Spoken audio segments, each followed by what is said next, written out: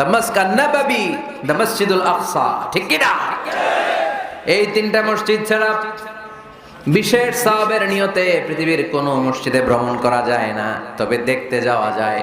এটার architectural design দেখার জন্য, এটার ক্যালিওগ্রাফিক্যাল ডিজাইন, এটার ইকোসিস্টেম, এটা কেমন করে করেছে, কতটুকু জায়গা, ডিজাইনটা কেমন, এটা দেখার জন্য যেতে পারবেন।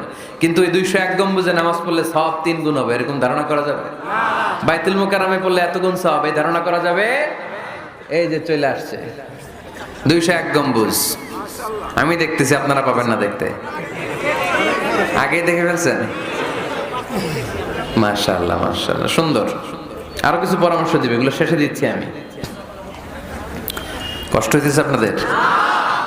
জিমায় পড়তেছেন? আরো কয়েক মিনিট শুনবেন?